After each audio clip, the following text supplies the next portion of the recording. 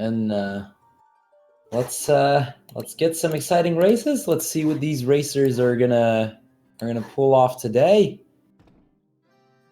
It looks like we're looks like we're off. looks like we're off. So right off the bat, we're gonna see these runners buy the hammer, and they're gonna start equipment glitching very, very soon. Yeah, so basically, as explained in the chat, the equipment glitch basically uses the RAM values of the items. Every item has a value in the game memory, and what this does is whenever you equip from a weapon to an armor slot or an armor to a weapon slot, it's reading the weapon value or the armor value and saying, well, you should have this item, so I'm going to give it to you. You then can create the item out of nowhere. The hammer luckily corresponds to the knight's armor, which is the third best heavy armor in the game, possibly the third best armor in the game, and costs about 32k in gil, and can be bought about 20 minutes into the run normally. Yeah, so normally you'd get them in Melmond, where it's 36,000 gil. So they also sell for a lot of money. They got 18,000 gil just from selling one of them, as well as having some of the best armor in the game already. So these runners both being, about a minute 10 into the run and already having phenomenally good defense. The problem, however, is that neither of these runners currently have any attack to work with. So they're still just going to have to try to run away from these encounters. Solimuse getting a pretty bad encounter to start off here, getting that 5 encounter ambush. And we're going to see over the course of all of these races tonight that a lot of this game is determined, and a lot of the races are determined by the RNG in this game. Runners, regardless of skill level, can end in wide differences of time just because of how much RNG is in the run. We see Roach taking that early lead. He grabs the leather cap, and that's what he's going to use to get himself the Judgment Staff, which is the most powerful staff in the game. Normally only obtainable in one of the bonus dungeons by beating Atomos in the Lifespring Grotto. Solimuse still struggling to get through the encounters. Roach off with a pretty decent start, I want to say. So yeah. As we're going with the start of the run, basically, Selnus, tell me what are your expectations for this first run of tonight?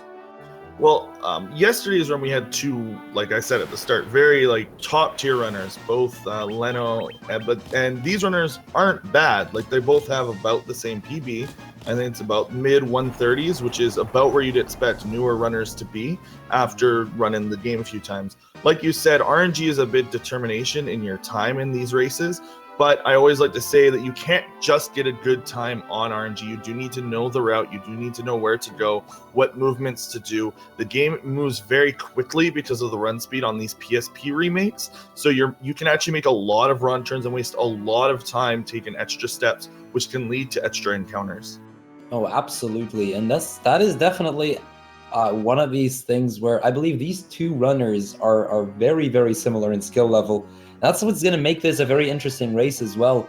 Up to, I believe, yesterday, these two runners had PBs 6 seconds apart from each other.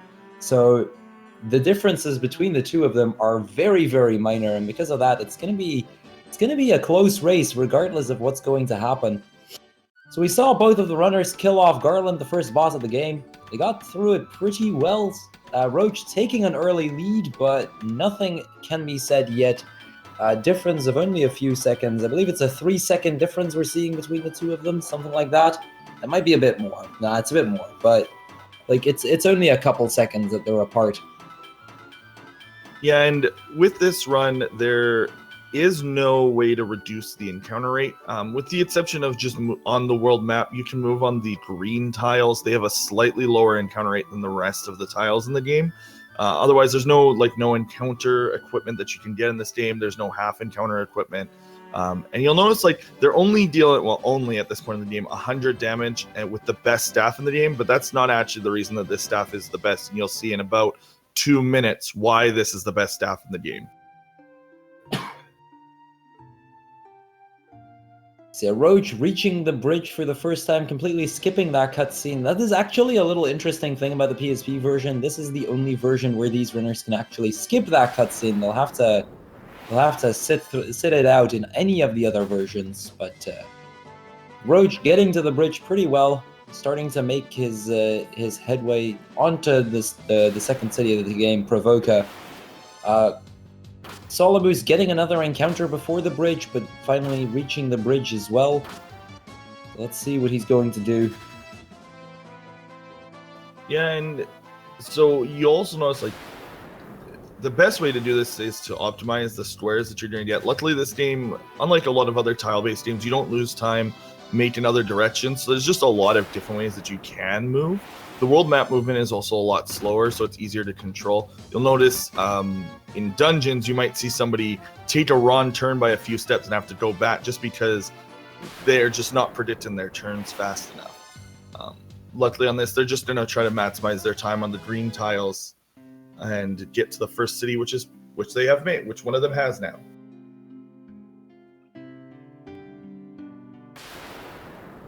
And yeah, so the knight's armor, like we said, is amazing armor. It basically means that they don't take damage for the first part of the run. Only the next two mini bosses can actually really do damage to them. So yeah, both of these runners reaching the pirates, showing off that power of the Judgment Staff. Solimuse opting to use the staff with all of his characters, whereas Roach only opted to use it with the mages, if I saw correctly there. Yep. That's a little neat thing you can do. It's kind of runner preference. Doing it only with the mages means less menuing, which would generally be a little bit faster. However, it also means there's more chance for one of the pirates to outspeed your characters, and in return, that can lose you a little bit of time again. So it's kind of, Solimuse kind of opting for the safe route rare, Roach trying to get that minor time save. Looks like Roach got quite a bad encounter, opting to kill it, and that is going to give Solimuse the lead in this race. This is where the sea is notorious for its encounters. There are a lot of encounters that can lose you a lot of time if you get unlucky, and Sahagin Big Eyes is definitely one of the worst out there. Yeah, it's the agility from the Sahagins. It makes running away very difficult. And the Big Eyes have not only a long animation with the daze skill, they also can paralyze you. And if they paralyze, you can't run away with that character. You can't cast that character. So in a race, I would generally be Judgment Staff in that encounter. A lot of the encounters on the sea, you just want a Judgment Staff because of how hard it is to run away from Sahagins. You'll even see that using Judgment Staff with all of his characters, the reason why a lot of people won't with the Warrior is his magic stat isn't high enough to kill some encounters, which you just saw here. So he had to sit through 2 Judgment Staffs rather than just the one. The Thief... Yeah, and Judgment Staff right there having a very, very long animation in the PSP version. The animation is about 8 seconds, so every single time they will have to use it, they will lose quite a lot of time to it. Solimuse taking a detour into Elfheim, he's going for the early Gold Needle strat, or Roach going into Elfheim, going for the early Gold Needles. Solimuse, from the looks of it, gonna go for late Gold Needles. It doesn't really matter much which strat either of the runners pick, as long as they get some Gold Needles somewhere in the run. Theoretically, they won't necessarily end up needing them, but it is a very, very big safety to have for several of the dungeons coming up later. Yeah, the cockatrices are pretty abundant in the mid-game before you get access to the ribbon, which it can end your run, and even if it doesn't end your run, a petrified character will slow you down greatly throughout the course of the run if that happens. So it's just generally safer to buy some. Some runners will opt to pick it up on their way to Marsh Cave, and some will opt to pick it up while they're doing their errands in the castle on their way with the Mystic Key. So they'll generally do it. They'll grab the Mystic Key, grab the Mithril Hammer from the Mystic Key chest, and then go into the town and purchase golden needles then. So it looks like Solimuse just took his heal right before entering Marsh Cave. Very important heal right there, because without that heal, the next mini-boss, the Pisco Demons, can actually be a dangerous encounter. We saw Sigma lose a run to that in last year's tournament. Roach not yet having taken the heal, but I expect we'll see a heal of him shortly as well. Just Just hope for him that he won't end up forgetting that, or that he gets lucky enough and won't actually end up needing it. So solimuse taking quite a lead here and getting into that Pisco Demon encounter. He only got 2 of them, so he's off to a pretty decent start right now. Yeah, and the reason why Pisco Demons are quite dangerous, in fact, probably one of the more dangerous encounters in the run, is they have a pretty high crit rate, and crit basically ignores your armor. So they take a significant amount of damage from the Pisco Demons because they crit fairly often. Other than that, they don't cast any spells or anything, so they can't really wipe the party, although 4 Pisco Demons could, in theory, wipe a party of somebody who hasn't healed throughout the entire run. But that would be extremely rare. Yeah, it's a very rare death. Nonetheless, a death that we have seen in the past already. Looks like Roach is opting to just go for a heal on the mages. Gets the Judgment Staff off before any one of them gets to do anything, and therefore also killing the Pisco Demons, and he's gonna grab the crown right here.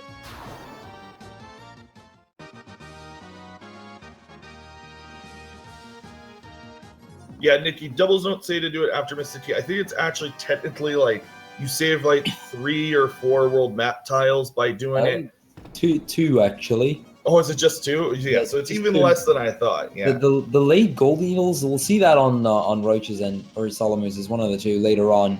As soon as you leave the town again, it also boosts you a step down again, which saves you a step as well. So at the end of the day, like, the differences are very, very minor. It doesn't really matter whether you go for early or late gold needles. It really just comes down to runner preference. Looks like Solimuse took quite a lead, but he gets that 5 encounter ambush right here, poisoning several of his party members. He'll have to take an extra menu. Looking like a triple poison already, and Roach slowly but steadily catching back up. Yeah, FQRans, this is actually an extremely fun speedrun. I'd honestly pick it up for anyone. It's very, very easy to learn. It's only about a 90-minute speedrun, which for an RPG is quite good. And the glitch is pretty fun, just to one-shot like the elemental bosses and the mini bosses throughout the run. It's a blast to play around with.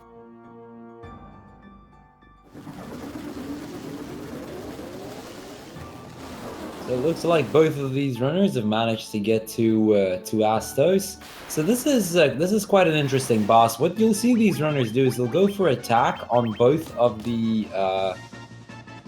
on the thief and the warrior, and then for both of the mages they'll try casting flare with the staff. The reason for that is the only way to one-shot or one-turn this consistently is having both of the mages staff, and then, but the thing is, like, the white mage doesn't always deal quite enough damage here. So they'll use the warrior and the ninja to just push them over that edge, deal that extra bit of damage, and hopefully getting off the one turn. So, interestingly enough, they both had basically the same fight. I think they both had a 2-round, both with their thief dying to death or rub, depending on the version that you're playing, which is fine. As long as he doesn't death one of the mages, they are the only ones whose level matters in this run. It's nice to have a higher level thief and a higher level warrior because they'll deal a little bit more damage in the end game, but ultimately, for time reasons, you generally will only lose time when you're losing experience on the 2 mages. Yeah, getting a death off, I mean, it does mean you have to go back into the menu, which does lose a few seconds, but at the end of the day, the gap there isn't all that big. It's mainly that experience on the mages. If one of the mages dies there, the experience get out of sync, and that means that the grinding will require a lot more attention to do properly. That's where, and at that point, it becomes very easy to make a mistake during that grind. So both of them getting a death, but both of them getting on the thief, they're not really gonna have to worry about it at all. And you'll also notice from this point on, including for Roach's side, he also did this for the Pisco Demons, they want to keep their warrior and their thief around 70 HP for the entire run. Anywhere between 20 and 70 is safe. Because they are going to be doing a grind after Lich on the Evil Eye in just before the Levy Stone. That grind, what it does is it lets them get to level 19 on their, or level 18 plus 1 on their mages, and they need level 19 when they class change so that they can purchase the spells Teleport, Haste, and Hilara. So having around 70 HP means that they'll be one-shotted by the Evil Eye's Thundara spell, allowing them a very, very quick access to the grind for their two mages. So you'll see that they won't heal up their warrior and their thief for the pretty much the remainder of the run until that point. So yeah, both of them getting on the ship here, and this is still the part where there can be a huge gap between runners just on RNG. The thing is, both of these runners, they may have some phenomenal defense, but they do not actually have anything that'll help them run. A little detail that you may have noticed just now is Solimuse parked his ship on the rightmost tile of that dock. That is slightly more risky, but slightly faster. Roach opting to go for a slightly safer strat, parking it on the most left tile and then walking on the docks. The reason these runners can go for either strat is the dock tiles will not actually spawn any encounters, so Solimuse risking 4 extra encounter tiles to save a couple frames there. Roach taking the safer path, not risking it, and just going for the skip on the encounter tiles. For that at the cost of a few frames there. It's a very minor little choice they had to make there, but it's one of those decisions that, you know, they can make a difference because they, you know, one encounter can make a huge deal over the course of the early game. Absolutely, and both are merited. Like, you do save a bit of time on the movement speed, both going in and going out of the little peninsula here. But encounters can lose you a lot of time. You could get a 9 wolf encounter in this area, I believe. I believe that's part of this style set.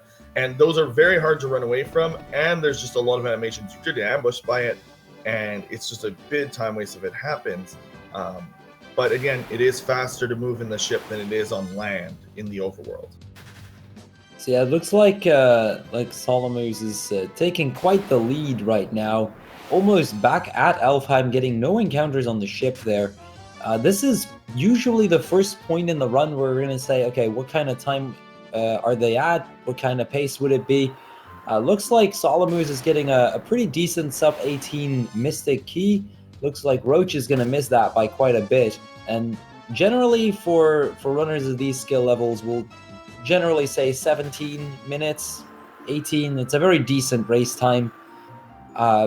Top runners will generally try to get under 17, getting a low 16. But you know, for races like this is about what you'd expect on Solimuse's end. Yeah, and I'm quite impressed with both these runners. They're both going the right directions. They're not making very many mistakes. They both have their own ideas on what's better in battle menus. And you're seeing right now on Solimuse's side, he is picking up the Mithril Hammer, which is another big equipment break that we're getting, because now they have access to the Thieves Armlet, which is actually going to now help them to run away. The problem with the Knight's Armor is it doesn't give any agility, it doesn't give any evasion or accuracy, or defense. It doesn't give as much defense as the Thieves Armlet overall. When you can equip 3 of them, that evasion helps out a lot. So now they're actually able to run away because they have an agility boost.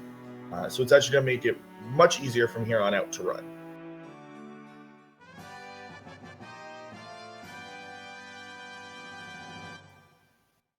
So yeah, Solimuse here gonna sell his knight's armors and gonna get that gold needles. So we saw Roach earlier picking up the gold needles already, so he will not have to do that once he's done with menuing.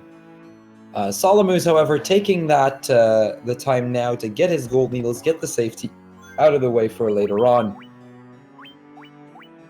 Just one of those few safety measures that these runners will go for, just to you know, make sure they can actually get a little further into the game. Drop their chances of dying or being slowed down a lot because of petrification at this point.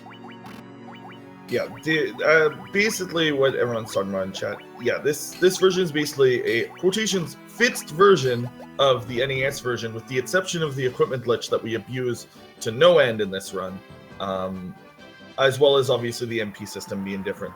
And yeah, the elemental swords work, but you're going to see in about 4 to 5 minutes, depending on encounter luck, why we don't really care about elemental resistances in this run.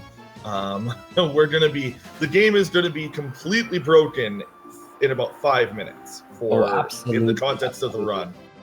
If you thought the NES version was broken, this version gets broken in about 5 minutes. So yeah, we just saw Roach run away from those Sahagin Big Eyes right there. He is doing that with a very good reason. Like earlier, you may have noticed he was actually killing those things, and now he's running away. Now that he has that Thief Armlet, he has the additional 15 agility per character, greatly increasing his chances to actually run away from that encounter. Also, I suppose we should mention, some people are probably wondering why we don't equip anything into the shield slot. That's because everything in the shield slot is assigned an animation. So each shield has its own animation. If you equip something that doesn't have a proper animation into that slot, the game just kind of soft locks because it doesn't know what to do if it blocks. So we don't equip anything into those slots except for the ribbon quite later on. And there's no reason to waste time equipping shields into that slot, as we do not need that block chance. So that's basically the reason why, in case anyone's wondering, why haven't they done that yet? Yeah, we'll definitely point that out again once they actually start equipping something on the shield slot. But for the emulated version of the game, if they're playing it on an emulator, at the point that they would call up an animation there, the game would just completely hard lock and the emulator would freeze up.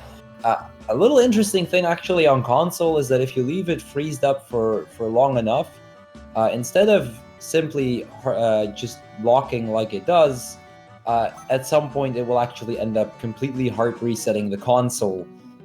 It's one of the safety things built into the PSP, that when something is hard locked like that, it'll default completely reset itself. Oh, I didn't know that. That's actually quite interesting that the PSP has that feature in it. Yeah, we actually found that out as I actually got hard locked or just because I was joking around with the game at some point, and it just ended up resetting after a couple minutes. Oh, interesting. So yeah, both of these runners getting to Mount Duragar, opening up the canal here. And that'll finally give them access to the Earth Crystal, basically. So, in a nutshell, the story of the game is like both of these players. What they need to do is they need to collect the 4 crystals of light, the crystals of Earth, Water, Fire, and Air, in order to travel 2,000 years into the past and beat Garland once more to break a time loop. Selmas, I think you're quite a bit more familiar with the story than I am, but in a nutshell, I think that gets most of it. That's basically right. They were each gifted basically a smaller version of the crystals, and their crystals have the light of the crystals. The fiends take the light away and eventually resurrects chaos in this timeline, reset in the timeline 2,000 years, sending Darlin back so that he can send the chaoses to the future. If you thought that the later Final Fantasies have a complicated storyline, you did not actually read the Final Fantasy 1 storyline, because this game does not make any sense whatsoever. But basically, yeah, what you said is true. It's basically correct. They seem to both be heading. So now we're actually seeing on the one side. Sorry. You'll now see on the one side that he is getting now the Berserker Sword, which is the most powerful weapon in the game. Barbarian Sword. And it gives plus 10 strength. It gives more attack than even Excalibur does. So, yeah, just for a comparison, the base power of the sword is 125. For comparison, the next best sword in the game is at, I believe, 48. So it is almost threefold the base power of the next best sword, as well as giving a strength boost on top of that. So very, very powerful weapon. You would normally only get it by beating the hardest version of Chronodia, which is the super boss in the game. It's, as far as I know, PSP exclusive. At least the dungeon is not in any of the other versions, except for maybe the mobile version. It's basically every version released from PSP on, which at this point has been only PSP and mobile. I'm expecting with the 30th anniversary this year, we're probably going to get a PC version of Final Fantasy 1 and 2 finally, as that would actually like basically mean that we have Final Fantasies 1 through 14 on PC at that point, with Zodiac Age coming relatively soon as well. So I expect both those to come to PC this year. So yeah, we'll see Roach right here. He's taking his first safety save of the run. The reason he's taking that safety save on B3 is because there is an encounter out there, they're cockatrices, and those have a chance to petrify on hit.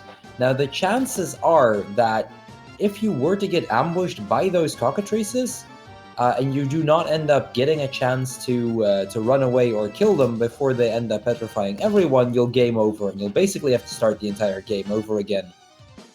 Because of that, both of these runners are taking a safety save. It's very, very uncommon to happen around here, but it has happened a few times. So definitely worth taking that safety, just because it is a 3 to 4 second loss, but having to do those 26 minutes all over again is quite painful as well. Both of them getting Pisco Demons here. Now, Pisco Demons are quite an interesting encounter because at this point or at any point really, they were a mini-boss earlier. At this point, they have become random encounters, and they are unrunnable. They're the first unrunnable these guys will encounter, basically meaning no matter how hard they try, they will never be able to run away from it. Yeah, and interesting fact is the vampire is another mini-boss, and in every other in the other versions of this game, at least the remake versions, so GBA, WonderSwan, and PlayStation, you can later encounter a single vampire. But the PSP version just removed that encounter from the game, so you don't actually have to worry about that. And if there's any more than one vampire in a group, it's a runnable encounter for some reason. So, interesting fact there is that the vampires are runnable at every other point in this game, but in the other versions you can, again, encounter an unrunnable vampire. Yeah, so Solimuse, oh wow, Solimuse actually getting a 1 in 64 encounter there. That's quite a hype encounter, the Ochre Jelly. But yeah, you saw Solimuse just now, he killed the vampire, which is basically, like Zelna's just said, it is basically a mini-boss in the game. And he just one-shots it because of that Barbarian Sword. So very, very powerful weapon here. That just goes to show it off. Yeah, even the White Mage, who has an absolutely abysmal attack and strength stat, can deal around 300 damage to most of these enemies at this point without a crit. And that's probably more than that character's ever intended to do.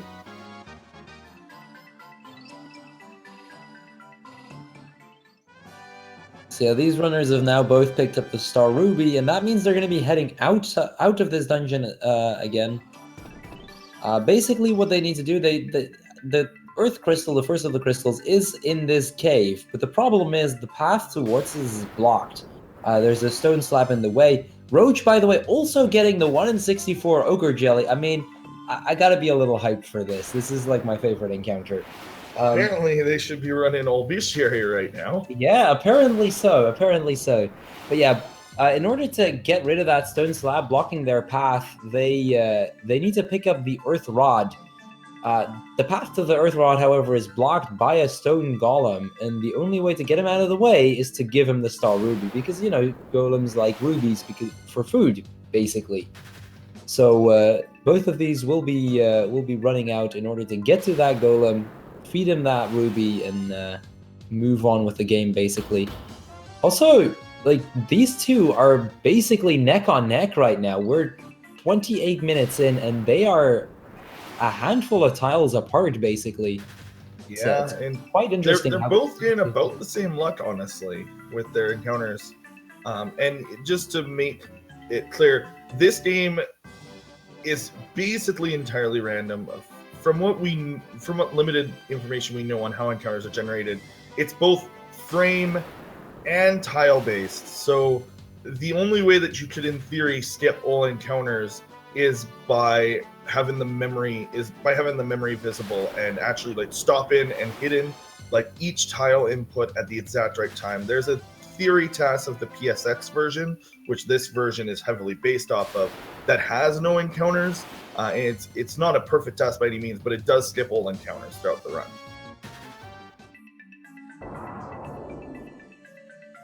So yeah, Roach gonna give that Star Ruby to the Giant here. Giant's gonna move out of the way, and he can finally move on to grab that Earth Rod. Now, in general, for races like this, you're roughly looking for like a 30-ish minute Earth Rod, and both of these runners are pretty close to that. So both of them getting a fairly okay early game, no doubt. They've both had some rough encounters here and there, but so far they seem to be pulling through quite nicely.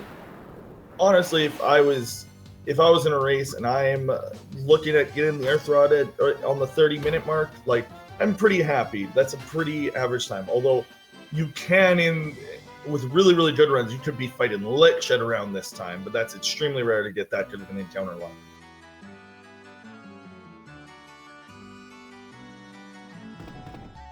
So Roach ending up reaching the Earth Rod first. Looks like he has caught up quite a bit.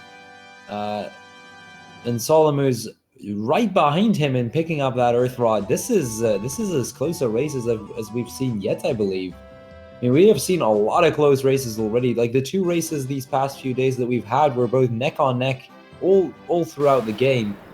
But it looks like this is not going to be an exception to that one. So both of them are now going to head back towards Cavern of Earth, and they're going to try to fight that Lich. See if they can get the first of the crystals out of the way, and from there we can finally move on.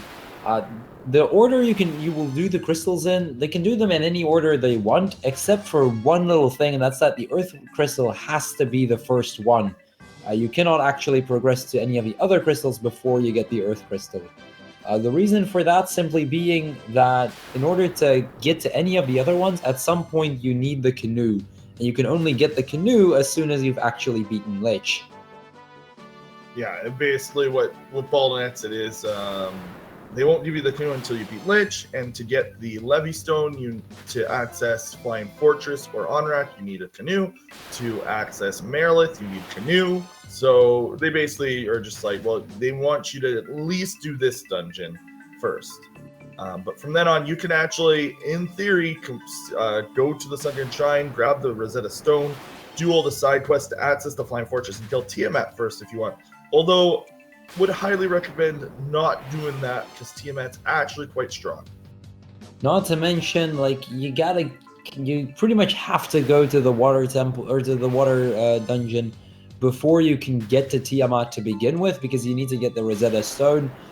So especially for a speedrun setting like this, it would make no sense to do air before water. The fire crystal is kind of up for debate. In a very old route, we actually used to do the fire crystal last, but it did end up turning out to be slightly slower in terms of overworld movement. Only by a few seconds though, so there are people that can still go for the fire crystal as the last one, although nowadays it's very rare to still see that. Yeah, Lenofist almost did that yesterday, and then I guess at some point decided he would just do normal route anyway. He even said at the end that he meant to go to Fire Temple last, but he didn't do that in the end. So we saw two very different routes, kind of, and different routes from these. So if you watched yesterday's route, once they're done Earth Crystal, both these runners are probably going to do a more traditional route in, which is what most runners will be using. Yeah, and especially like Lenofis is the guy we saw yesterday, but one we'll probably be seeing for a long time to come. He held the world record for the longest time in this game, and he is one of the oldest runners of the game in general, so it's kind of interesting to see a runner like that. Both of these runners in comparison to that, these are both very new runners. They've only started learning the game a few weeks ago, I believe, so we'll definitely be seeing a more general route from these guys. Yeah, and a lot of route in I believe it's the last 18 months. Although I'm a newish runner of only about 4 or 5 months, but yeah, from what I've heard, it's been about 18 months of route in has gone in here. Basically about a year and a half ago. I want to say August to September of 2015. That's about how far back we're going. The route on this game was very different. We did a lot more grinding. There's one dungeon that we didn't do that we do nowadays, And it's over the course of those months back then, like basically August 2015 to like December, January, that the major route changes happened. Over the course of like a few months, the route completely changed. At points even like getting a route change pretty much every single day. We started grinding less and less. We took a lot more safeties in terms of like the healing staff, which is in Citadel, which both of these runners will be getting a little later on in the run, around the 55-minute mark. So a lot of changes, but ever since then, the route has been very, very stable. And over the past year, we've seen, I believe, only like one route change, and that's in a little bit of overworld movement. So at this point, it's a pretty set route, and most of these runners will pretty much be going for the same strat regardless. Solimuse being the first one to kill off the Lich, getting a 35-34 time on Lich. Very average time, I want to say, and definitely something you can be proud of in a game like this. You may have noticed some of these runners taking a safety save before Lich. Lich is actually one of the most deadly bosses in the game. Roach there also killing off Lich, getting a 35-54 if I'm not mistaken. So they're about 20 seconds apart, which at this point in the race is actually pretty close. Yeah, honestly, Lich is probably the third most dangerous boss in the entire run, next to Lich and Chaos. It just so happens that he has, both the times you fight him, he just has a very, very powerful AoE spell. That's the first spell on his cycle, so he can absolutely wreck you without caution. And it's definitely one of those things, like, Lich is probably the most likely one to actually kill you, but it's the slowest one to... Or it's it's the fastest one to recover from.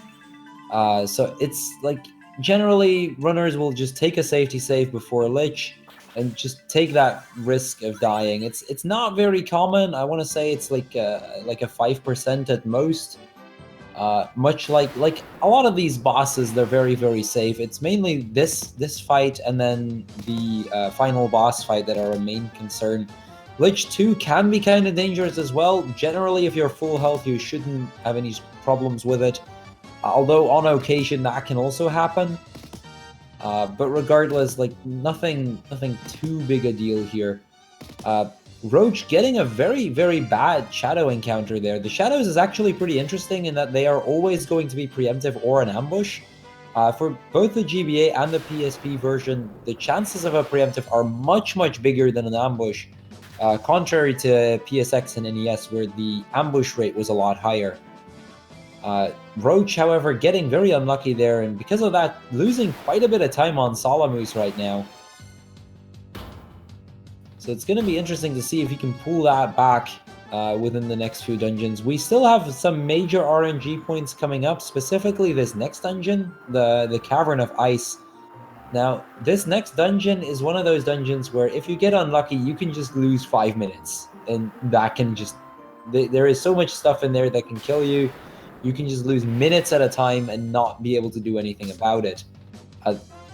You'll see Solimuse picking up the Mithril Axe here. That's kind of to mitigate the RNG a little bit there.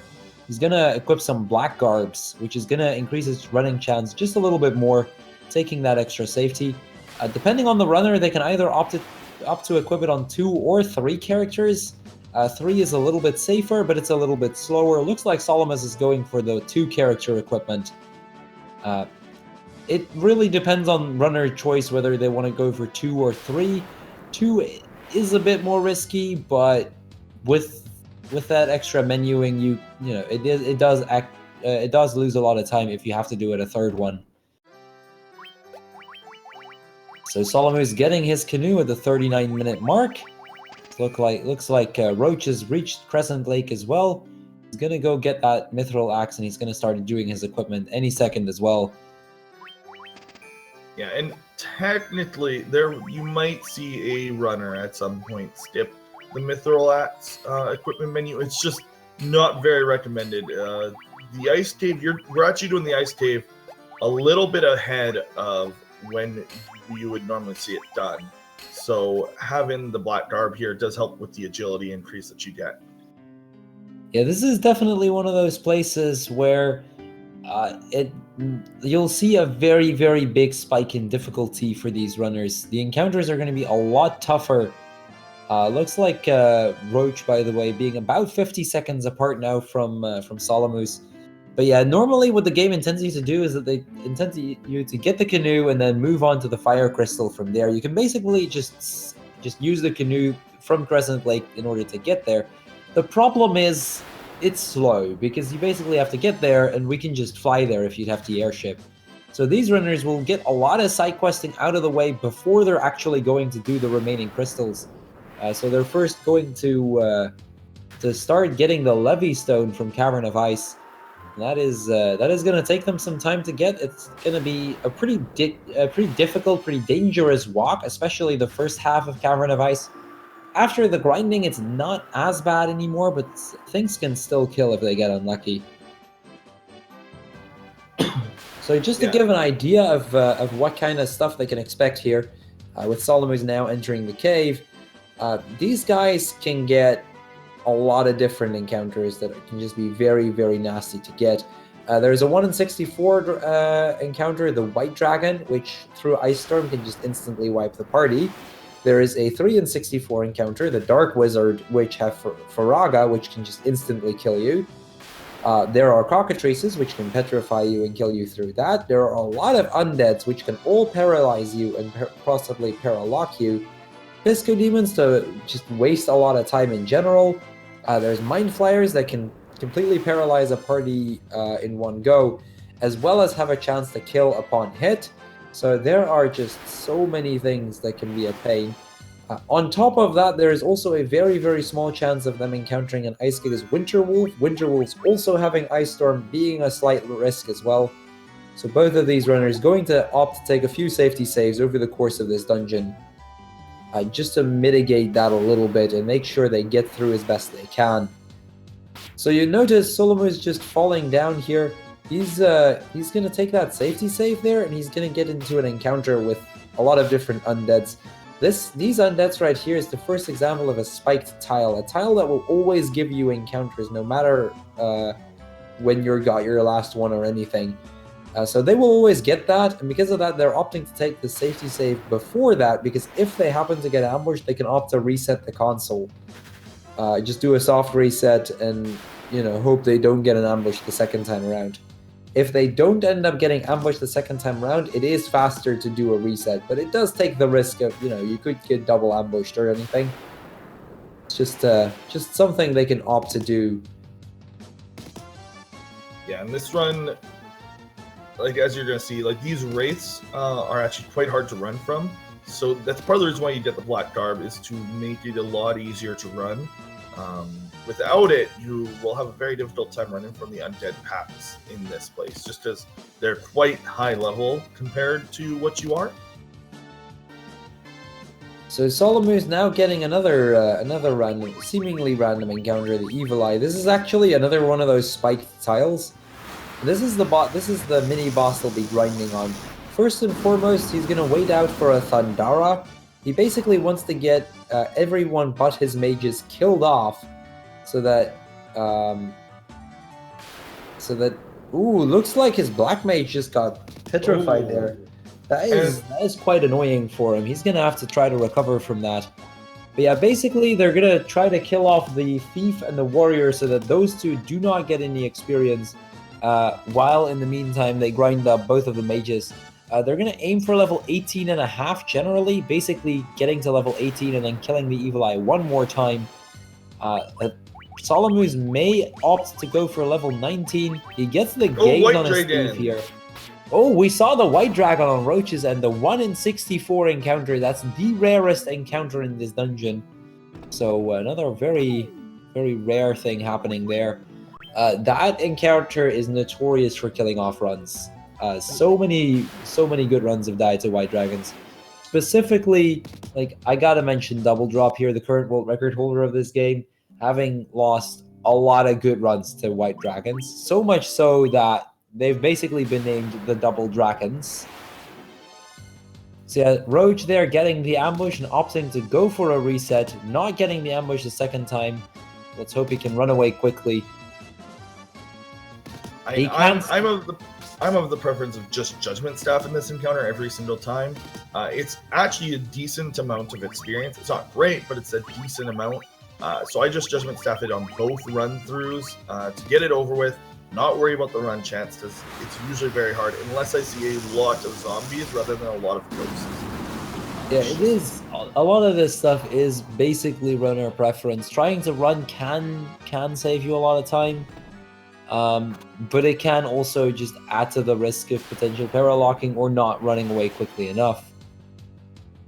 Looks like Roach also getting the 3 and 64 Dark Wizard there. Luckily a preemptive, so he's completely fine. Solimuse getting an encounter while grinding. That's actually pretty rare, and we've already seen it twice this tournament. Getting that encounter right there, it can just potentially waste a lot of time because you do only have 2 characters alive, and because of all the grinding going on, if you die here, you just lose minutes at a time. Yeah, so Solimuse looks like he's getting close. Yeah, and they're actually both having a pretty rough ice cavern.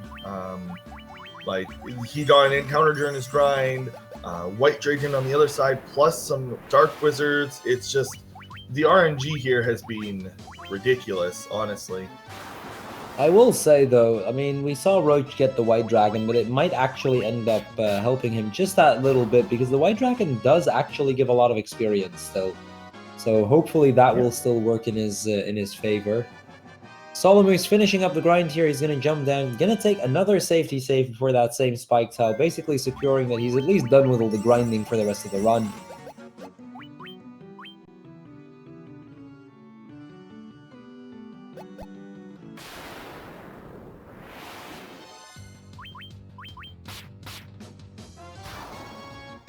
But yeah, so now we've got one person leaving the ice cavern, one on their grind, and the grind is about 3 or 4 minutes. So we are starting to see them kind of break apart. They aren't as close, but again, anything grind can happen. I want to correct you on that. The grind is usually like about 1:45. Oh. It's a little bit shorter than that, but still, I mean, seeing as how Solimuse is already out of Cavern of Ice, Roach still struggling in Ice doing the grind. I mean, it is gonna be a big influence here, and it is gonna significantly break these two apart. Which, you know, Roach is gonna have to work hard if he wants to catch up at this point. Because at this point, the race is strongly favored for Solimuse. Either way, like, so the next kind of sort of dangerous part, honestly, in this run is going to be in Mount Blood. There's a very small chance that very late into the dungeon, they could get ambushed by enemies that will AoE them, and they're going to be playing semi-risky. If you know this game at all, when you're taking damage from damage tiles, there's no encounters on those squares, so they're going to be stepping on all of those tiles. Very, very small chance that they'll get an ambush before they have a chance to heal. They could die in Mount Blood, but it is very rare. Yeah, we will before then, though, still see them go through the Citadel of Trials. Now, I want to mention the Citadel of Trials specifically in that in most of the other runs of this game... Oh, wow, Roach getting that Dark Wizard. Hold on right there. It looks like he might be in for a reset. Yeah, that is going to lose Roach even more time to ice. Definitely a rough ice from the looks of it. But yeah, before we'll see them go to Mount Gulk, we'll see them do the Citadel of Trials, which is usually done before Cavern of Ice. We don't actually need to do that in this run because of the equipment that we have. But this is kind of where, you know, they're going to do another little side quest before moving on to Mount Gulk. There is a very, very small chance of dying in Citadel. It's very, very minor. On the way, there is the Sandworm encounter, which on an ambush can potentially earthquake you and just wipe the party from there. Citadel itself does have a few risky encounters, but actually dying to them is insanely rare.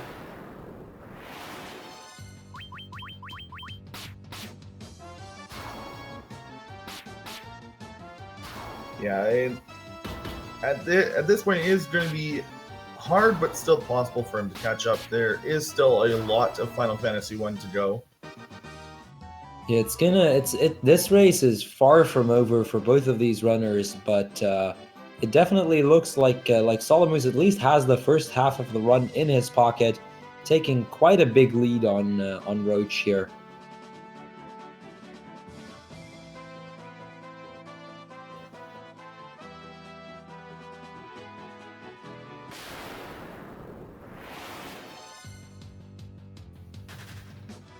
Yeah, and at this point, this is kind of like, I'd say, the slowest part of the run, because they are just doing a very simple dungeon. The best way to think of Citadel of Trials, if you've ever gotten lost, is always take the lowest portal that you can. That's the answer to it. Even the one where it's left and right, the one that's correct is actually one tile lower. That's actually just how I remember this dungeon now. Yeah, that is how I learned this dungeon as well. There are a few interesting bits about this dungeon, though. I mean, we saw the Minotaur zombie just now on Solimuse's end. That's the one unrunnable in this dungeon. But more importantly, probably, we have the... at the start, you have to talk to this guy before you can actually enter into the dungeon. And it's actually quite interesting that in the NES version of this game, you actually had to show him the crown as a proof that you're worthy to enter. But then later on, the developers were like, okay, well, you kind of need the crown to get here in the first place, so you just have to talk to the guy instead. Well, I mean, I think it more has to do with, in the later versions, you don't actually have to physically select the item in a menu. In FF1 NES, I believe you have to go into a menu when you give the Jolt tonic and when you give the crown to that guy. So in these versions, you don't have to do that. It's just like it checks for the item in your inventory and then proceeds. That is fair, although I am pretty sure that in the PSX version, you also do not have to show the crown, whereas you do usually have to make use of the loot and the likes. That's true. So I figured they would probably have changed that somewhere over the course of the development of FF1. So yeah, Solimuse taking the Nightmares there. The Nightmares is actually on another one of those spike tiles. They pass it twice in order to get the healing staff, which is probably the most important item in this dungeon. Far more so than the thing that the game expects you to get there, which is the Rat's Tail. The healing staff will glitch near the end of the game into the Lordly Robes. We'll do that in the Sunken Shrine. And that's going to greatly buff the healing capabilities of this White Mage. Basically allowing us to only get her as low as level 19 during the grinding segment, because Halara will do more than enough in terms of healing, and we will not need to go for Halaga.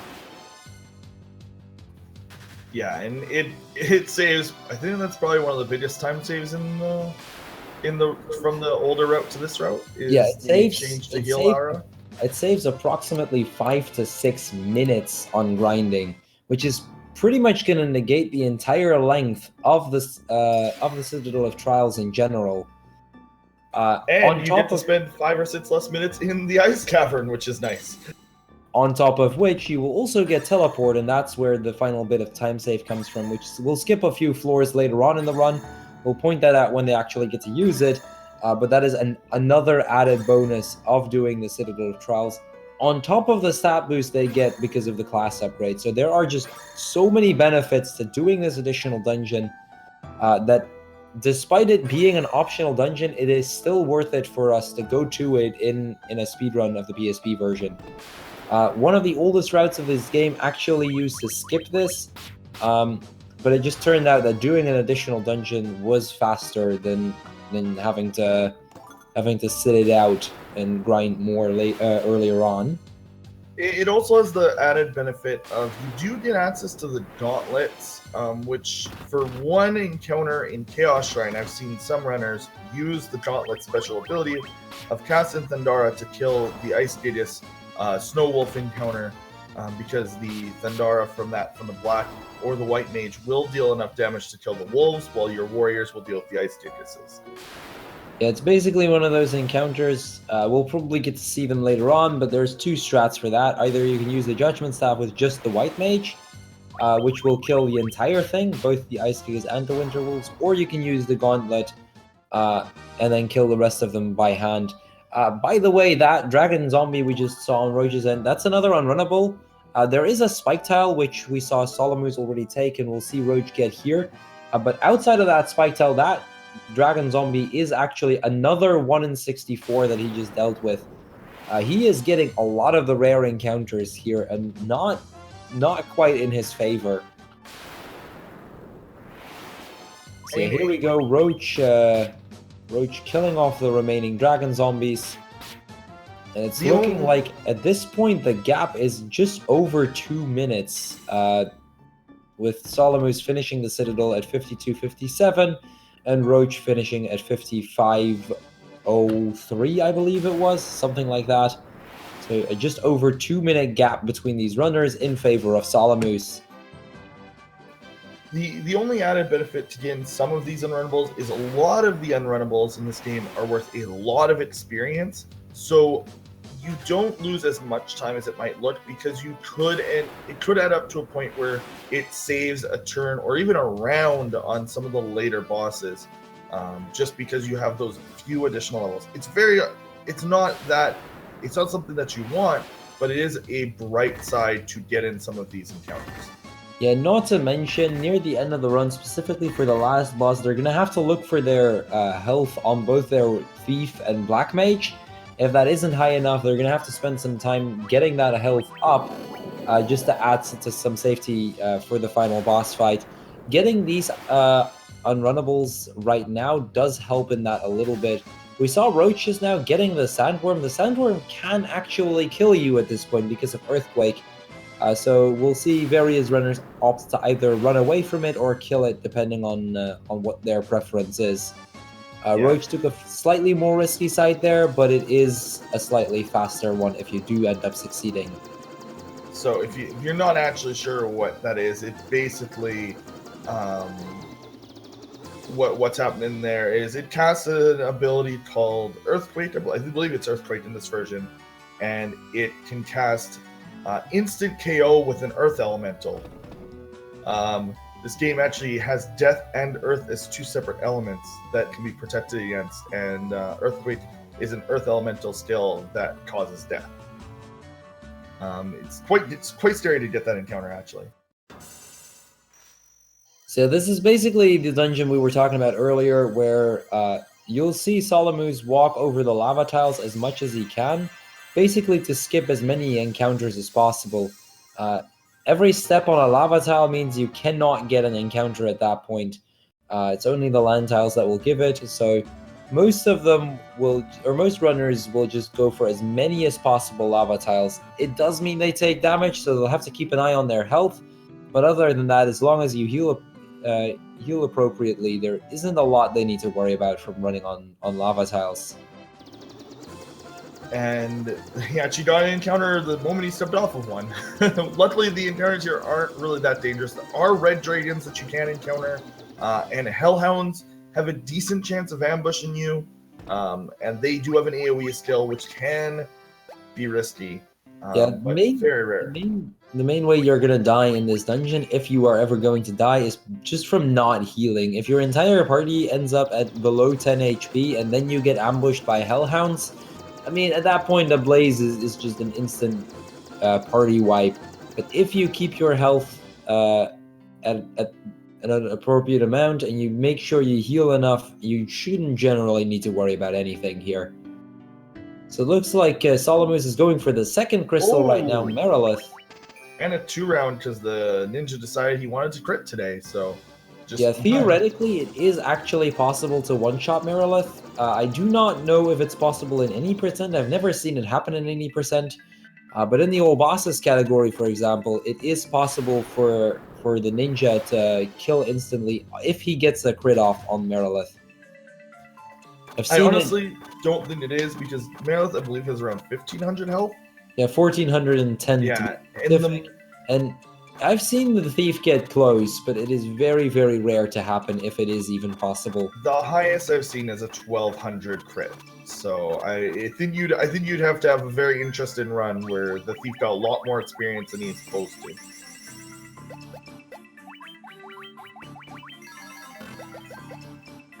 Yeah, and I guess if you hasted but that would be a big waste of time to haste, and you'd be doing 2 rounds anyway. Just the wizard would have to be going first, and then you've got animation time. So it's probably the fastest way in any percent is to hit it with a ninja crit.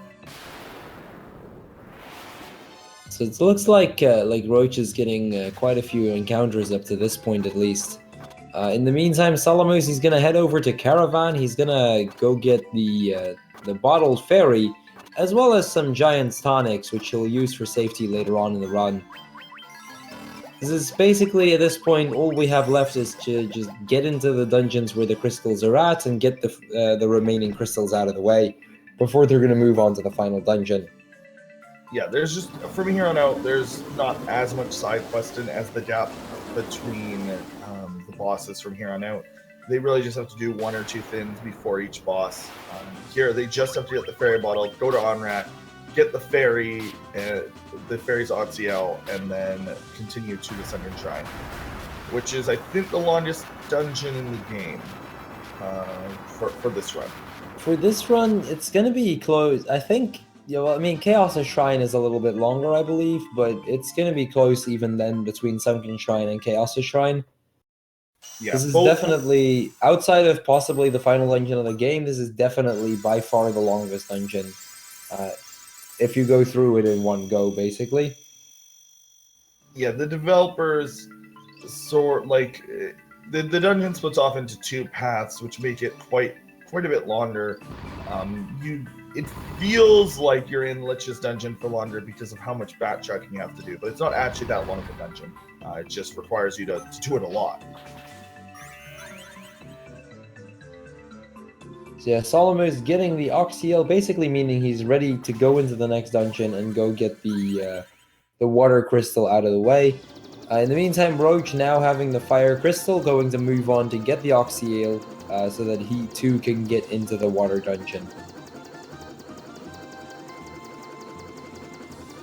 And they're only a little, I mean, at this point, they're not too far apart. It looks like he's a little bit less sure of his movements. Like, he just opened up the map, I think, to double check. So Roach might not be as confident with his movement. Especially the overworld movement. There's a few points in the run where you're kind of all over the place.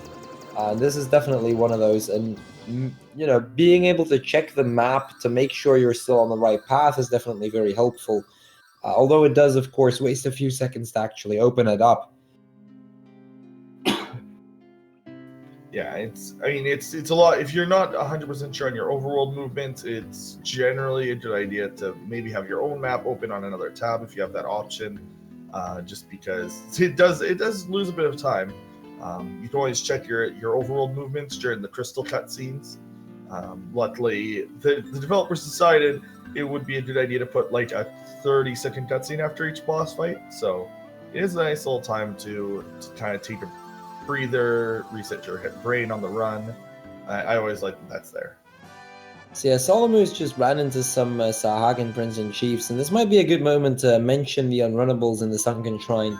So Sunken Shrine is, in general, it's a very enjoyable dungeon, but one thing you'll notice is that there are a lot of unrunnables in that dungeon. There's the Sahagan Prince and Chief, which is probably the worst of the unrunnables to get. There's ghosts, there's water elementals, just a lot of stuff that can just waste a lot of time if you get a lot of them. So definitely something these runners will hope to not get a lot of, because every single one that they do end up getting, they'll have to try and kill that. Solimuse opting to go for the attacks on the ghosts. I think he could have gone either way on that one. Probably expecting to get more small packs, and because of that, opting to go for the regular attacks. With the 3 encounters that he had, it wouldn't have mattered much either way, whether he would go for the Judgment Staff or regular attacks. The attack speed is about the same. It's both about 8 seconds.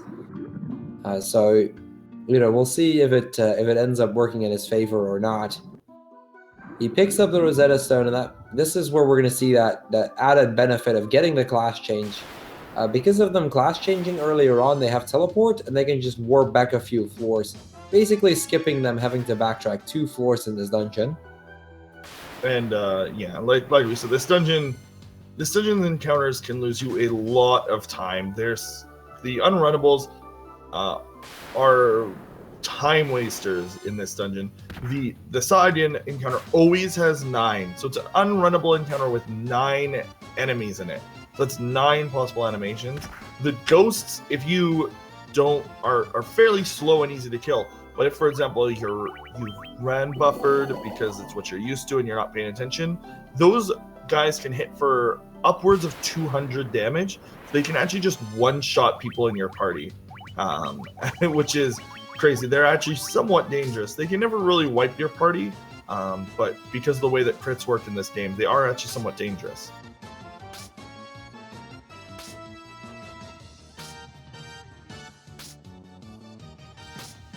Otherwise, like for the most part, the runnable encounters in this dungeon are actually easy to run from. It's just that it has very common unrunnables, so it's very slow in that way.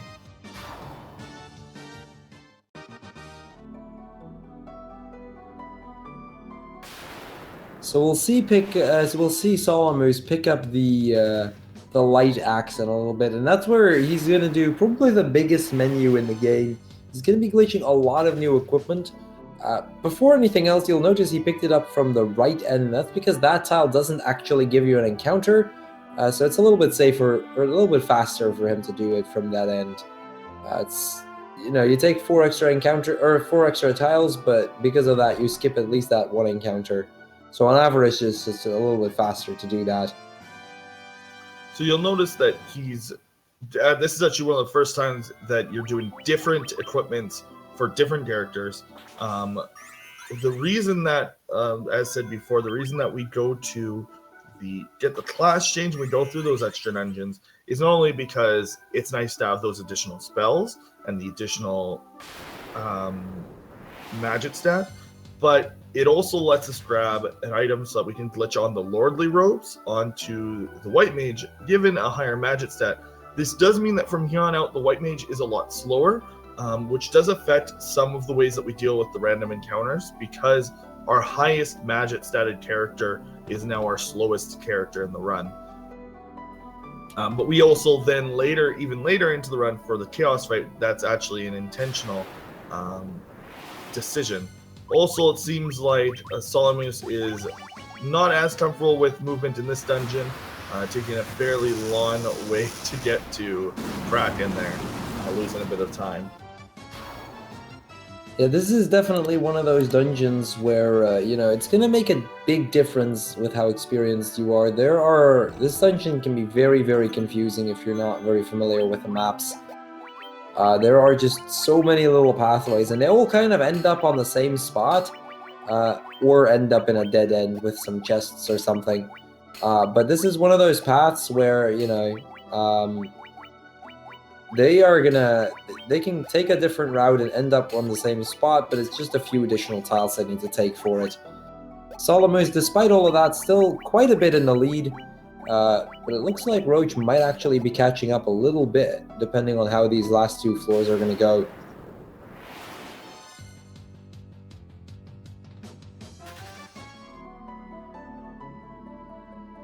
And they're stretching down just as quickly as the other elemental chaos is.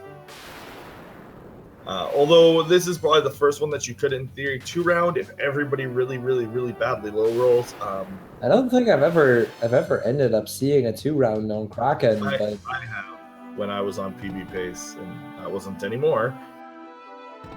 But I have seen 2 rounds. It's very unlikely. So it looks like Roach also going for the slightly slower path here. It's kind of interesting that both of these runners making the same mistake at this, basically gonna end them up evenly here. Both taking, I want to say it's about 20 steps slower to take this path, so they lose a little bit of time to it, although it shouldn't be too much.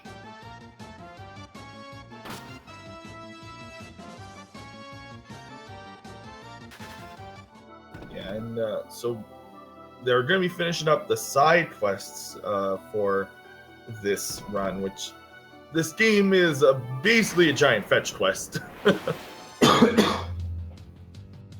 Yeah, absolutely. So they still need one more crystal, which is the air crystal. And in order to get that crystal, what they need to do is that they have to head into the flying fortress. Problem is, it's a flying fortress, you know, it's in the air. So in order to get there, they need to go to the Mirage Tower and then take the portal there in order to get there, for which they need the warp cube. Solimuse, by the way, getting a 1 in 64 green dragon there. That's another 1 in 64 encounter. We are seeing quite some of the rare encounters today. Anyhow, so in order to get there, they need to get the warp cube, which is right here in the waterfall cave, as well as get the chime, which opens the door to the Mirage Tower. That's what they needed the Rosetta Stone for, which they got earlier, because with that they can learn Lufenian and then get the chime from the Lufenians in order to get to the Mirage Tower, warp into the Flying Fortress, and get the final crystal out of the way. So it looks like the gap has closed a little bit over the course of Sunken. The difference is still a little under the 2-minute mark, but it does look like Roach is very slowly starting to catch up a little bit. There is still a long way to go for both of these runners, so it will give no guarantee at all as to what's gonna happen from here on to the end. Yeah, the big thing is like there is a lot of times that they could die in Chaos' Shrine. There's a lot of it. There's also just a lot of random inheritance. So there's just lots of time to lose and lots of time to gain. So we could see it. Although unlucky, the robot has decided that he is going to stop right where the ribbon is.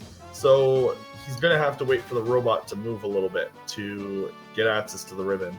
Yeah, so it's this second chest right here that Solimuse is going to try to grab. He's going to get the ribbon, and this is basically that last piece of equipment.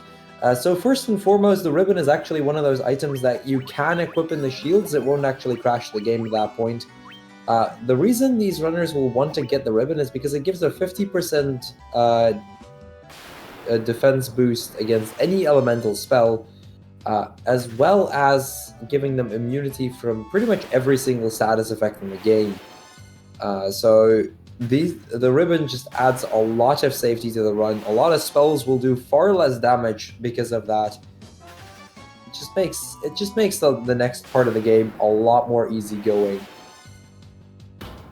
And so now we're gonna see him move on. He's just got to go and to two more cities. He has to go back to Melmond for the third time in the run. To learn the language of Lufenia. Also, we see another rare encounter for Roach. Like, he's seen basically every Drayden. He didn't see a red Drayden, but his encounters have not been that kind. It is quite interesting for him to see this many of the 1 in 64s. We've seen the Ochre Jelly, we've seen the Dragon Zombie, we've seen the White Dragon, and now also the Green Dragon. It has been a while since I've seen this many unrunnable, this many 1 in 64s in general in a regular any % speedrun. So definitely very unlucky there in general for Roach. Yeah, and as always, the ribbon is extremely good in this game. Also, if you do see a block with it, it's actually a very weird block animation, which is kind of fun to see every time. I wouldn't say that. A ribbon in FF9 is also great. I don't know there's an FF where the ribbon isn't probably the best equipment in the game. So in the area we just saw Solimuse pass around that airship, there is another really cool 1 in 64 right there, the Tyrannosaurus, which is one of the, I believe, 3 natural 1 in 64s in this game. Meaning 1 in 64 encounters that you cannot ever find with a higher encounter rate than 1 in 64. It's not really useful for him to find it right here in the any % run, but it's one of those encounters that we have to grind out in full bestiary run. It's a pretty cool encounter. Let's see if we get to see one of those in this race.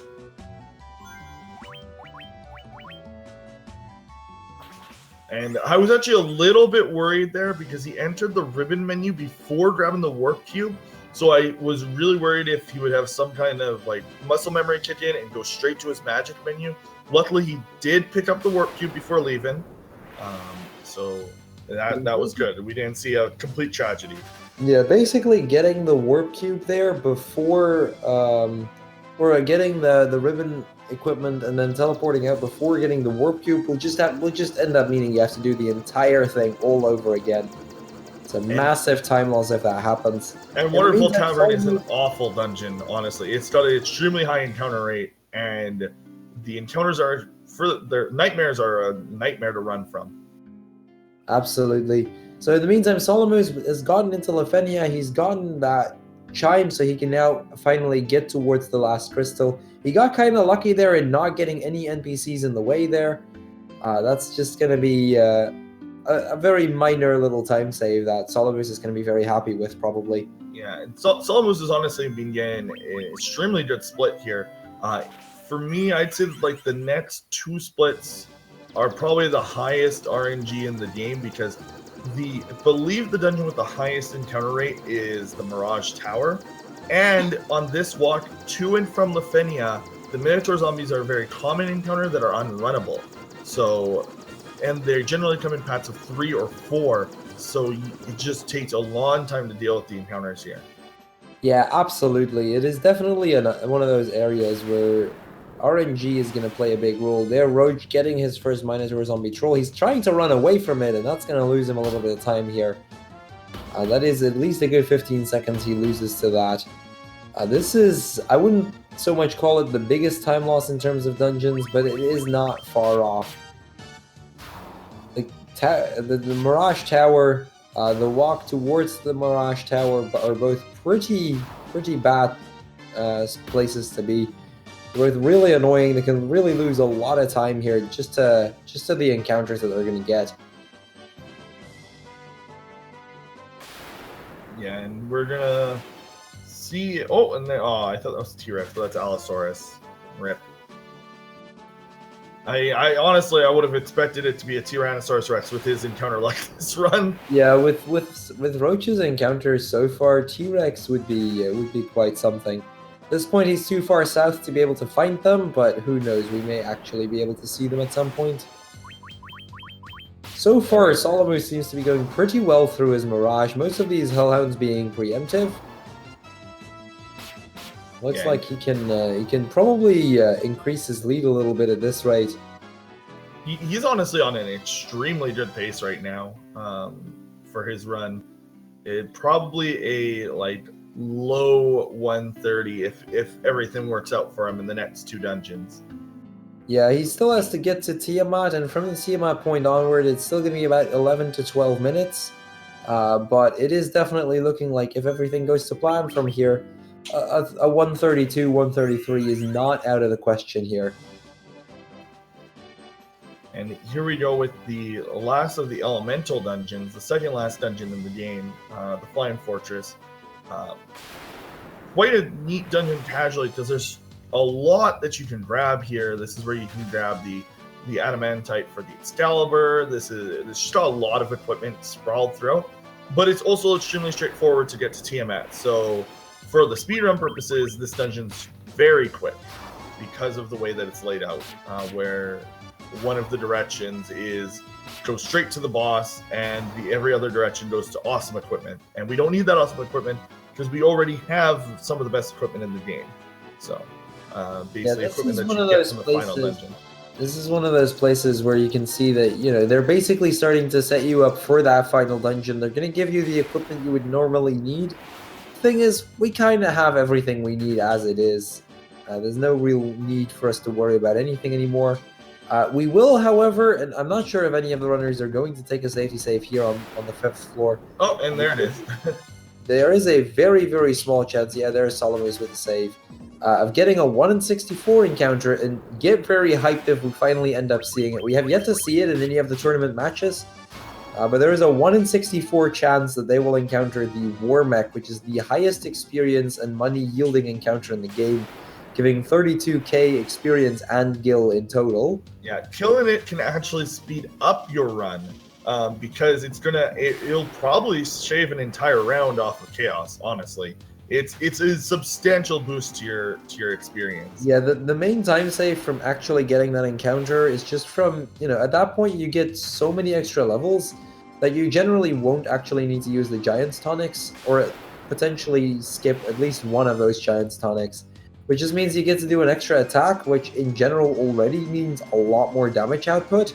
Not to mention, on top of that, you get a bit higher damage in general, so shaving off at least a part of a turn is not uncommon. Shaving off an entire turn, not at all impossible. So definitely not the worst encounter to get. It is a bit of a time loss to get the encounter in general, because it has a lot of health as well, so it's kind of slow to kill it. But if you get it, it is still quite a nice little boost in safety later on. And honestly, Roach's current pace with random encounters that he's on, I honestly expect it on his end. Yeah, and you know what? You never know. That might be what allows him to catch right up in Chaos's dungeon, because of the extra health, the extra damage, all of that. Maybe Warmech is exactly what he needs to catch up. Yeah, it's going to be very, very hard for Roach to catch up at this point. It's not entirely out of the question, but it would seem like his chances are very, very low at this point. We'll see what happens, though. Who knows? We may have a shot to actually get to see it. But I would say the odds of Roach still catching up in this race are slim at best. Yeah, it's all going to come down to Chaos' Shrine and encounter luck there. Oh, definitely. Chaos' Shrine, however, it can very much lose you a lot of time still. Chaos' Shrine has a lot of white dragons in there, which can just flat out kill you. It's got Lich too. The Chaos fight itself can be painful. There is just a lot of stuff that can really hurt you there. So it's not impossible to still lose a lot of time there. Roach looks like he's also taking the safety save in the Flying Fortress. Gonna take the safe path despite being behind here. He's gonna move on towards Tiamat. Let's see if we can get a Warmech on his end.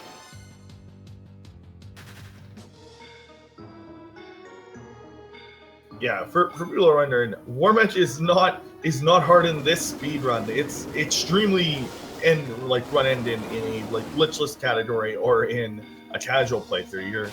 You're generally going to die to it. I think Nuke deals 400 damage, at its top end. I'm not sure if it's enough to kill. I haven't seen I haven't seen it often enough in the PSP run with this kind of health to actually be able to say how much it will do. I got ambushed at roughly full health, somewhere around the range of 90%, and he casted Nuke and one-shotted my party. So I believe it's somewhere in the range of it can kill you. It's just with our OP weapons, as long as he doesn't ambush, you're fine. Absolutely. It actually killing you is pretty rare. But it can definitely do that if you get unlucky. So it looks like solimuse is getting a pretty rough first floor, having a reset right at the start there. Looks like he's trying to run from these white dragons, but he doesn't seem quite capable yet, and that's just gonna mean that Roach has a little bit more time to catch up here.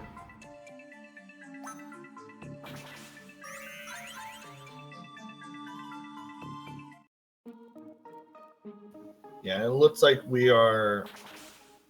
and each of these encounters that they do end up killing throughout this dungeon will, slow them down, but it will give them more health, more levels, more damage, just like we were mentioning with Warmech. So we might see an easier Chaos fight, or maybe they might not have to use the Giant Stock, but it definitely looks like he's going to have to use it on his Black Mage. His Black Mage is pretty low health for solimuse. Yeah, it's definitely the thing here is there are so many of these random encounters that give a lot of experience. You kinda expect to get at least a few, which does give a little bit of extra health for the final boss. Not just for the two characters that may need a Giant Tonic, but also just for the White Mage and the Knight, for which it can help survive the Lich 2 fight, for example, as well. Just having that bit of extra experience on that fight possibly making a bit of a difference there. But we'll see what's gonna happen around here. So it looks like Solimuse has reached the second part of the Chaos Shrine. He's used the loot that he got right at the start of the game, and he's now going to move on down back towards the refights with the Elemental Archfiends that he fought earlier. Getting a really good second floor there. Getting none of the bad unrunnables. Not getting the Ice Giga's Winterwolf encounter that we mentioned before.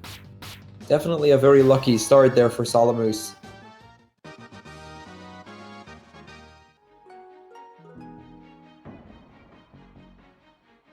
Yeah, and this dungeon has a lot of unrunnables. And it's actually a very interesting dungeon layout-wise. All of the floors 1, 2, and 3 have the same encounter tables. But floors B1, B2, B3, B4, and B5 all have different encounter tables. And the first 4 basements are actually based off of like an elemental theme. So each floor has a varying level of difficulty for running away, etc. And here's a 4 white, and there's an ice storm on his end. Those are runnable, but very difficult to run from. Yeah, it's generally worth it to just try and run from these white dragons, but it is kind of dangerous as well because Ice Storm will do a lot of damage. Looks like Solimuse took quite a hit, but he got through that floor unscathed, and from here on, it is a fairly safe run up until the end. There are still a lot of encounters he's going to have to deal with, and it looks like Roach is very slowly catching up at least a little bit here. He's still at least a good minute and a half behind, but it might not be entirely impossible for him to catch up. Solimuse getting a good stretch here might just help him a little bit to get that extra bit of leeway that he's going to want in order to get the win here.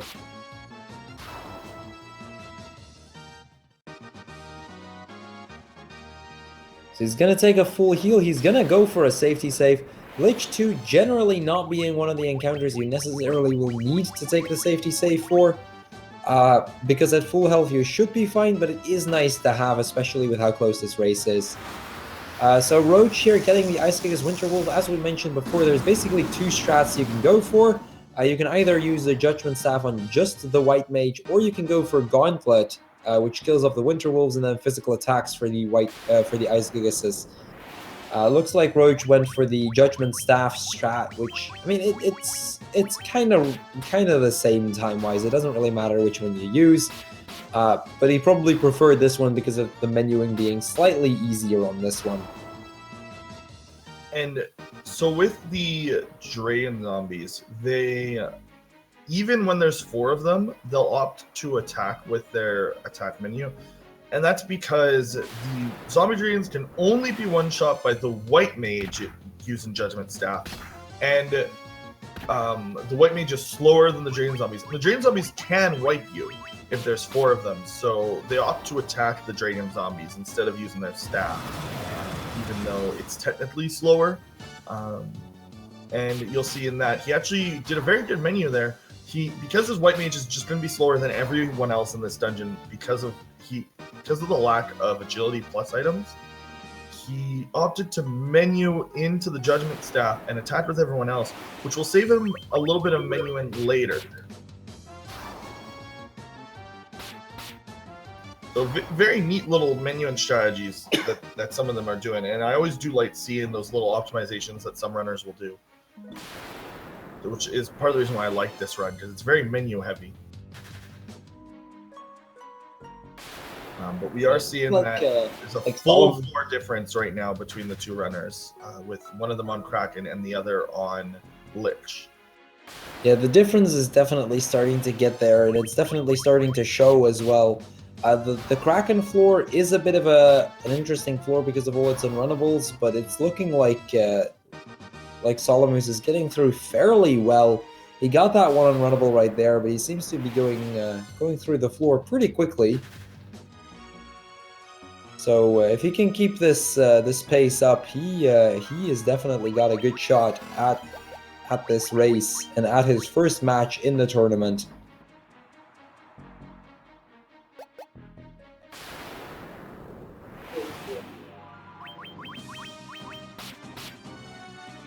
Oh wow, yeah, there. I just noticed how much health the ninja on Roach's side has. That's an extremely high health ninja. Yeah, 328 right there. That is incredibly high right there. Generally, what you want for the Chaos fight is for the ninja to be at least like 275 generally. So getting him already well over 300 is going to mean that he can skip one of the Giant's tonics at least. It's going to be a very minor time save, but he's probably going to hope that it gives him a full extra attack on Chaos. Yeah, it may just end up saving him that one turn.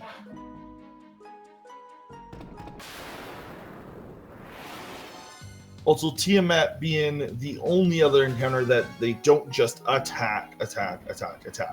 They do cast haste on the ninja to try to ensure a full round earlier. In best case scenario, the black mage actually goes before the ninja on these fights so that the haste goes off early, giving more damage. But that's very rare that the ninja would be outsped by the black mage. Okay, so as we're getting close to the finals of to the closing end of this this run, Zelnas, if I'm not mistaken, your run is up next. So I have everything set up already. Perfect. I'll just need like 2 minutes to use the washroom after the run. Seems good. If you want, I can do the final boss myself, sure. So you can quickly rest up.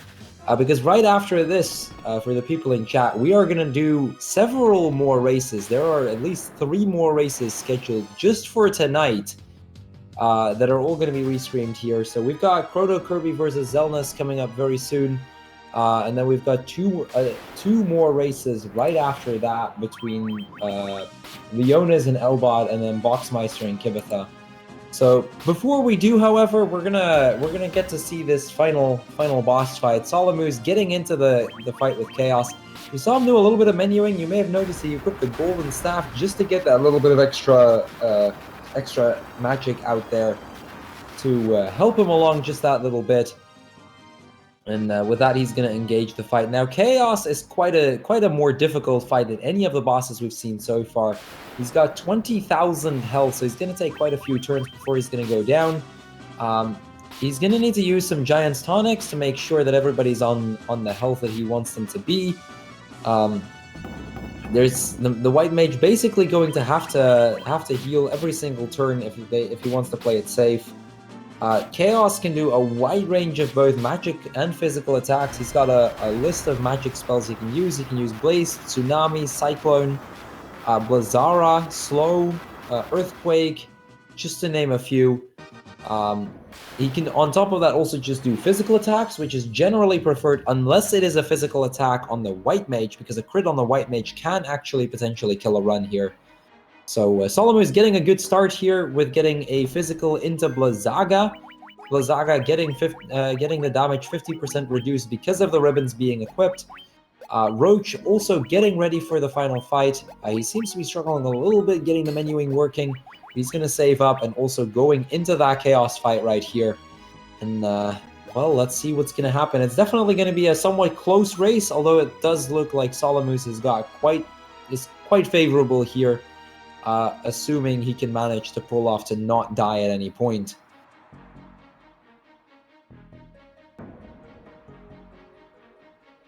So here we see Chaos using the Blaze. But he seems to be very solid on damage right now. Getting Tsunami, but his health is high enough that he shouldn't need to worry about it. Tsunami Cyclone early on in the fight can be kind of deadly, but at this point he's fairly safe. His health is high enough. He shouldn't struggle too much with it. Roach getting lucky in that his HP on the ninja is high enough that he won't actually need to use a Giant's Tonic on the ninja. He's gonna have to go for a Giant's Tonic on the Black Mage though, which can be a little bit annoying. And the Blaze pulling the Black Mage to 17 HP. Black Mage pulling through though.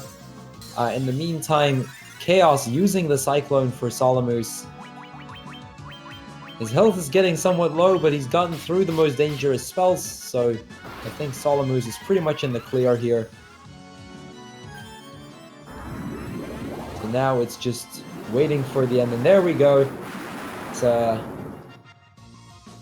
it just saw the timer come up. Solimuse ending the race in a 1:34.40 seconds. There is the final kill. For Roach, his Black Mage got killed, but he got the first haste, or he got both of the hastes up, so he should be fine, assuming nothing terrible happens from here. Yeah, I don't see with his current health. Depends on where on the skill cycle Chaos is, which he's already on Cyclone, so he's already used Earthquake, so should be fine. Although Blaze couldn't. A Blaze might do it, but probably not because the White Mage will get healed off here. So yeah, Roach is looking very good right now. He's got through the Tsunami and through the Cyclone, so he's gotten through the most dangerous spells as well. Getting the Blizzaga here, so he shouldn't be taking too much damage. Gonna get that Hilara off and pretty much gonna be able to finish up the fight from here.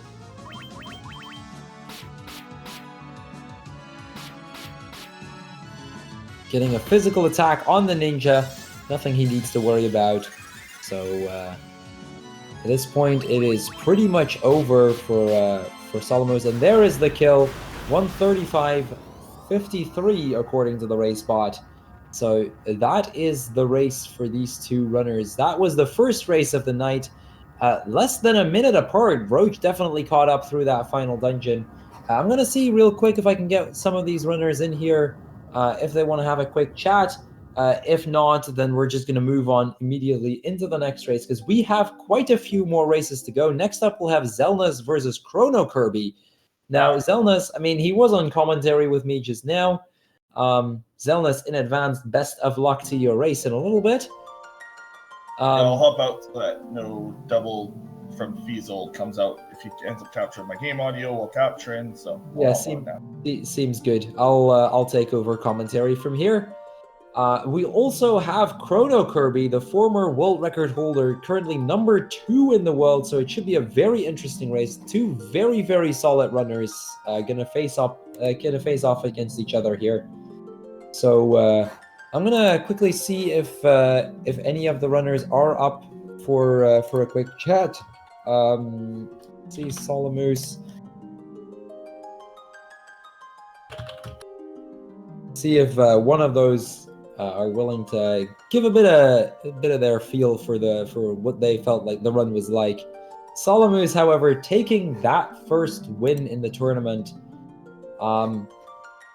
that's gonna give him quite a good position for this tournament, leaving Roach behind him, because I do believe, like, if they want to get a shot here, it's gonna come down to Solimuse and Roach gonna have to fight for that second spot against Lenifis and Nikki.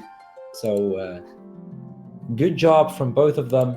Fiesel, can I ask you if you had Roach's game audio up, to mute that one? I'll be moving Roach in here, and we'll go for a quick chat here. Okay, Roach, welcome. So how do you feel? That run, just never name your characters after PlayStation characters. The game will get you. Yeah, you seem to have a pretty close race for like the first half, and then you just slowly but steadily, starting in ice, you started to lose that. What was going through your mind as you were going through ice? I had no idea where Solimuse was, and I was like, oh god, I'm probably like 3 or 4 minutes behind right now. And I was just like getting in my head. Just like, as you saw, like later, I was just like messing up menuing a lot. So, I mean, you had quite a struggle. So you must at some point near the end have realized, wait, he has not yet finished, despite, because like you mentioned, you figured you were several minutes behind. What was going on what was going through you as you were going through that last bit of Chaos' Shrine, not having seen him finish up yet, at least? Yeah, it's like when I had that really nice Kraken 2 floor and I saw that he hasn't done yet, I'm like, wow, he must have struggled as much as I have. And I move on to Chaos. I'm like, in the Chaos fight, I'm like, this is a really close race. Either he forgot to pick something up, or this is just going to be within seconds apart. Yeah, so, I mean, you ended up losing it by about a minute, but as a whole, how do you feel about, how you played tonight, how the race went? I mean, it was nice to see that it was a close race. It wasn't like a complete blowout. I was hoping for a sub 135 in a race, but you know, I'll take it, I guess. Well, good job on the race, regardless. It was quite an interesting match to watch. It's I mean, it's unfortunate that you ended up losing it, but you still played quite well, and you finished up with a close time right there. I think we're gonna move on real quick to getting our race between Chrono Kirby and Zelnas, which are up next. Like I said before, probably two of the best runners out there, regardless. Chrono Kirby being the number 2, Zelnas being probably one of the guys that came in just before the tournament actually started, but he got his time down very, very quickly. So it's gonna be interesting to see what these two runners are gonna do. Roach, will you be around for this next race? Are you looking forward to the races that we still have left tonight? I mean, I'll be in and out. I got to grab myself lunch. I'm starving. But good luck to all the other runners in the tournament in general, and good luck to both the next guys. Because I know we have quite a few races today and tomorrow. Well, thank you, Roach. Good luck on your final 2 races for the groups at least. Let's see what's gonna happen, and best of luck in the rest of the tournament. Thank you, and to yourself as well. So yeah, with that, we're gonna get the next 2 runners set up real quick, and we'll be moving on to the second race for the night in just a minute.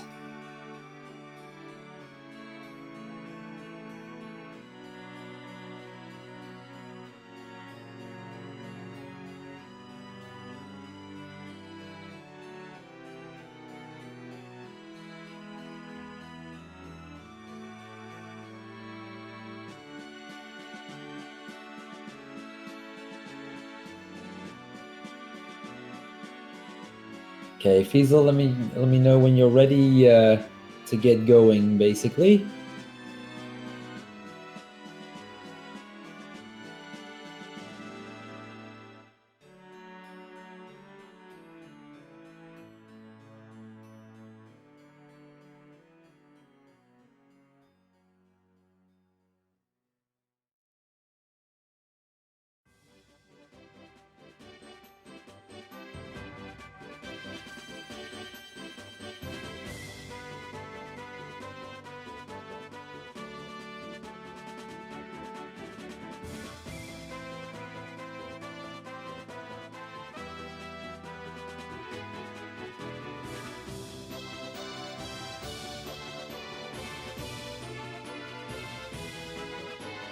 Okay, it looks like these racers are ready to get going pretty much.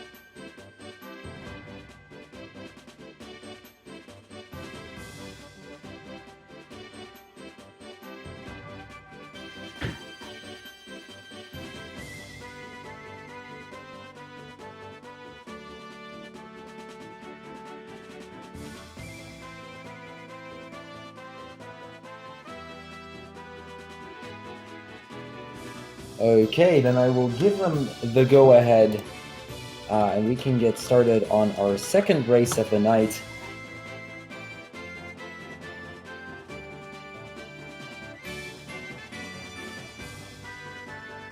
Okay, looks like Zelnas has readied up, and with that, we're going to pretty much just start on our second race for tonight.